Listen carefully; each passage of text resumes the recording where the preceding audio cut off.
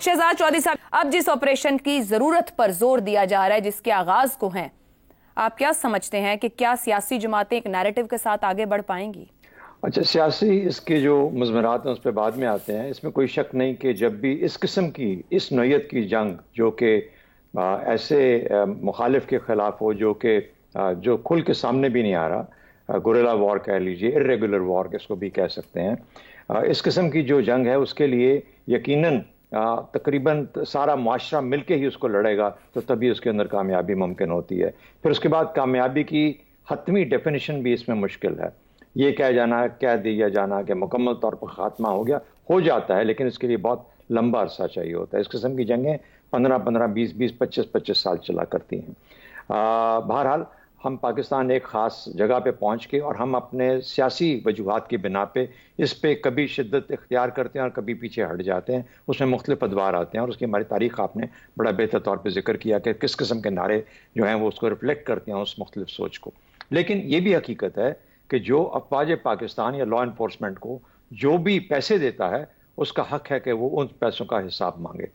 پاکستان کے اندر یہ پیسے پارلیمنٹ دیا کرتی ہے، تو پارلیمنٹ اگر ابھی تک جتنے بھی پیسے یا جتنی بھی ایفرٹ لگائی گئی ان کے فنڈز کی جو انہوں نے دیے، جو انہوں نے اپروو کیا فائنانس بل کے اندر اور بجٹ کے اندر، جو کہ افواج پاکستان یا ان کے کسی اور ذیلی ادارے کو کہ یہ جنگ لڑی جائے، اگر اس کا حساب مانگتے ہیں تو اس میں کوئی حرج بالکل نہیں ہے. وہ پوچھنا چاہیں گے کہ پہلے جو معاملات ہوئے وہ کس طریقے سے ہوئے.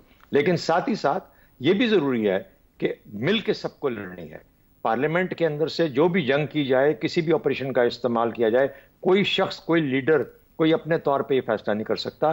اصل میں جو حتمی طاقت ہے اس کے اوپر اس کا اعلان کرنے کی، وہ پارلیمنٹ ہی ہوا کرتی ہے. پارلیمنٹ میں ڈیبیٹ ہوتی ہے، ایگزیکٹو اس کا اعلان کرتی ہے، ایگزیکٹو اس کی ذمہ داری اٹھاتی ہے اور پھر ایگزیکٹو کے بعد ذمہ داری دی جاتی ہے پولیس کو، لا انفورسمنٹ کو، افواج پاکستان کو ان کے رول کے مطابق. تیسری بات، کے پی کو اس کے اندر حصہ بننا پڑے گا. اگر نہیں بھی بنے گا تو جس قسم کی جنگ ہو رہی ہے یا ہوتی جا رہی ہے یا ہوئی ہے اب تک، اس کے اندر کے پی مانا یا نہ مانا اس سے فرق تو نہیں پڑتا. یہ ہماری اپنی ڈائنامکس اور ریالٹیز ہیں جو کہ ایسی نہیں ہونی چاہیے، لیکن ہے حقیقت. افواج پاکستان خاص طور پر اس جنگ کے اندر پچھلے 30-35 سال سے، بلکہ 25 سال سے اس میں استعمال ہو رہی ہیں اور اس میں شامل ہے، اور وہ کسی بھی طریقے سے ہر جگہ پہ موجود ہیں. ان کے بارے میں ہی ٹی ٹی پی کا ایک یہ بھی ہے کہ ان کو یہاں سے ہٹا دیا جائے تاکہ ان کے لیے کھل جائے، میدان کھل جائے. عزم استحکام ہو یا کچھ بھی ہو، مقصد یہ ہے کہ اس کو پاکستان کو اس میں فیصلہ کیا ہوا اس میٹنگ کے اندر، میری نظر میں کلیدی کون سی ایسی چیزیں جو مختلف ہے. دو چیزوں کا میں ذکر کر سکتا ہوں. ایک تو یہ کہ جہاں پہ موجودہ جو جڑ ہے اس کی بیخ کنی وہاں کی جائے گی، اور یہ ایک بہت ہی امپورٹنٹ ایلیمنٹ ہے. اس کو آپ میسیجنگ بھی کہہ سکتے ہیں پالیسی لیول کے اوپر، اور یہ بھی کہہ سکتے ہیں کہ اس کو جب عملی جامہ پہنایا جائے گا تو پھر جہاں پہ ایگزسٹ کرتی ہے جڑ، اس جڑ کو وہاں پہ اکھاڑا جائے گا. یہ ایک پازیٹیو چیز ہے. ہم بہت پہلے سے اس کے بارے میں شور مچا رہے ہیں کہ ایسا ہونا چاہیے. اس کا مطلب یہ ہے کہ اگر افغانستان اپنے معاملات کو نہیں سنبھال سکتا تو پھر پاکستان کا حق ہے کہ جہاں جڑ ہے اس کو وہاں ختم کیا جائے. دوسری بات، ٹیررزم کی ڈیفینیشن، کہ ٹیررزم جو ہے اس کی ڈیفینیشن کیا ہو سکتی ہے.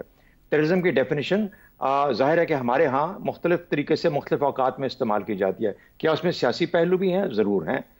کس طرف سے استعمال ہوتی ہے یہ بھی. لیکن ہمارے جو کورٹس ہیں، کورٹس کے اندر جو قانون کی عمل داری ہے، کورٹس نے جس طرح سے اس کو ڈیل کیا ہے، میرے خیال میں اس کے اندر بھی ایک کلیئرٹی آنا بہت ضروری ہے. اور وہ اس کا دوسرا حصہ ہے اس چیز کا کہ اگر جہاں جہاں سکم ہے، جہاں جہاں کلیئرٹی نہیں ایگزسٹ کرتی، کیونکہ اس کے تحت ابھی یہ فیصلہ نہیں ہو پا رہا کہ ٹیررزم کے جو مقدمات ہیں وہ کہاں لڑے جائیں گے یا کون لڑ سکتا ہے یا کس جگہ ان کے مقدمات چل سکتے ہیں. اگر اس کے اندر کچھ سکم ہے تو ان کو بھی دور کیا جائے. یہ سیاسی بھی ہو سکتا ہے اور یہ ایک حقیقی طور پر بھی ممکن ہے. تو یہ دو چیزیں ہیں جو کھل کے سامنے آئی ہیں. میرا خیال ہے کہ یہ امپورٹنٹ چیزیں ہیں. باقی تو جنگ تو جاری ہے، لیکن اس میں کوئی شک نہیں کہ سب کو مل کے لڑیں گے تو تبھی کامیابی حاصل. درست ہو گیا. شہزاد صاحب، بانی پی ٹی آئی موجودہ حکومت کو لندن پلان کا حصہ قرار دیتے ہیں، مگر اس مبینہ لندن پلان میں بھی جنرل باجوہ اور نواز شریف کی ایسی ملاقاتوں کا کوئی تذکرہ نہیں ہے. کیوں محمد زبیر اس وقت ایسا بیان دے رہے ہیں، یا کوئی سیاسی آپشنز کی تلاش میں ہیں؟ اچھا، ایک تو دیکھیے، آپ کا پہلا ایک سوال آپ نے کیا تھا کہ کیا یہ ممکن ہے کہ نواز شریف صاحب سے جنرل باجوہ ملے ہوں اور وہ خبر سامنے نہ آئی ہو. جی ممکن ہے، بالکل ممکن ہے. کیا یہ ایکچولی ہوا ہے یا نہیں، یہ ایک علیحدہ سوال ہے. اس کا جب تک میرے پاس حتمی شواہد نہ ہو میں یہ بات نہیں کہہ سکتا، لیکن یہ ممکن ضرور ہے. دوسری بات، ان سے ملنے کی ضرورت تھی ہی نہیں. کیا ضرورت تھی جنرل باجوہ کو یا نواز شریف صاحب کو ڈائریکٹلی ملاقات کرنے کی؟ وہ تو اپنا ملک احمد خان صاحب خود شہباز شریف صاحب کو گاڑی میں بٹھا کے لے جایا کرتے تھے. ان کے دوست تھے جنرل باجوہ یہ جو تھے احمد صاحب کے، ملک احمد خان کے. تو ان کو تو کوئی ضرورت نہیں تھی، وہ تو پتہ نہیں کتنی دفعہ لے کے گئے ہیں. یہ تو انہوں نے مانا، خود سے مانا ہوا ہے. تو جب شہباز شریف صاحب مل رہے ہیں تو نواز شریف صاحب سے ملاقات ہوگی نا ایک طریقے سے. تیسرا جو اس کی تاریخ ہے وہ انہوں نے بیان کر دی.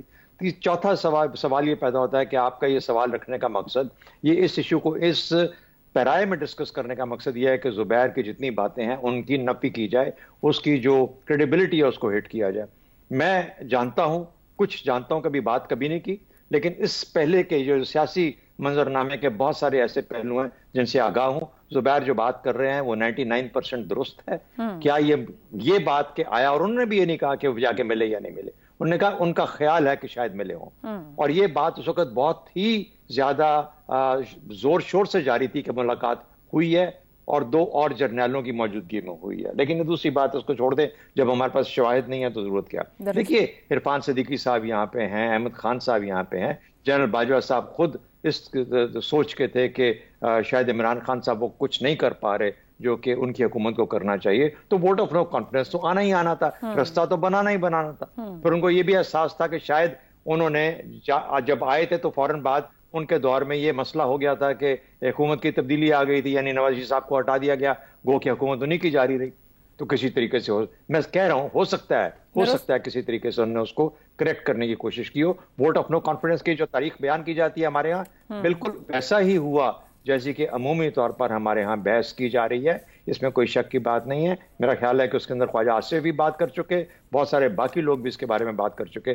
ووٹ آف نو کانفیڈنس کا جو طریقہ تھا وہ وہی تھا جو کہ جس کے اندر جنرل باجوہ کا بھی رول تھا، باقی لوگوں کا بھی رول تھا، سیاسی زعماء کا بھی رول تھا. میرا خیال ہے اس کو جو ہے حقیقت ہے اس کو حقیقت کے طور پہ ہی رہنے دینا چاہیے، اس کو ملائن کر کے کریڈیبلٹی کو ہٹ کر کے خراب نہیں کرنا چاہیے. درست.